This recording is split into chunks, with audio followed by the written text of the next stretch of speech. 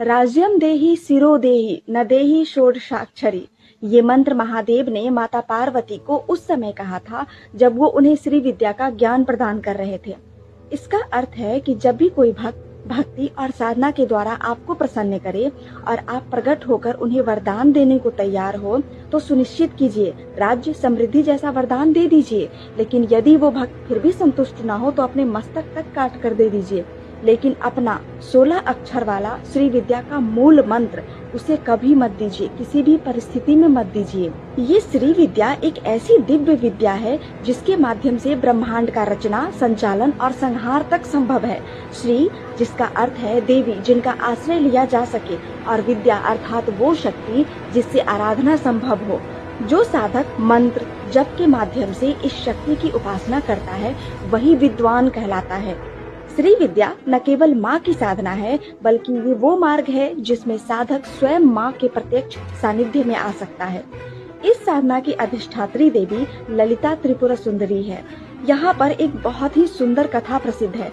आदि गुरु शंकराचार्य, जिन्होंने एक समय में घोषणा की थी चिदानंद रूपम शिवोहम शिवोहम, वो निराकार ईश्वर को मानते थे। वो मूर्ति पूजा के खिलाफ थे। वो कहते थे कि ईश्वर निराकार है। आदि गुरु शंकराचार्य कश्मीर जा रहे थे शक्ति संप्रदाय का खंडन करने, तो मार्ग में वो इतना बीमार पड़ गए कि चलना फिरना तक संभव नहीं हो रहा था। वो एक कुटिया में विश्राम कर रहे थे। तभी एक वृद्धा भिक्षा मांगने आई। शंकराचार्य जी के शिष्य ने कहा कि मेरे गुरु इतने अस्वस्थ हैं कि वो भिक्षा देने बाहर नहीं आ सकते। वृद्ध माता ने कहा कि जो स्वयं शक्ति का खंडन करने चला है उसमें शक्ति ही नहीं बची। इसका अर्थ है कि आपके गुरु शक्ति के अस्तित्व को स्वयं स्वीकार कर लिया।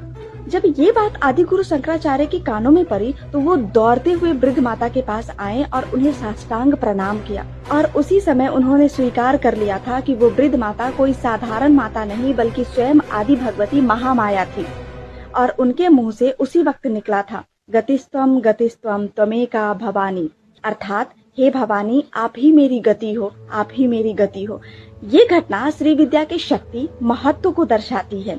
ये ज्ञान केवल मंत्र या तंत्र नहीं बल्कि संपूर्ण ब्रह्मांड को धारण करने वाली दैवीय चेतना है। गुप्त नवरात्रि के तीसरे दिन माता त्रिपुरा सुंदरी की साधना की जाती है।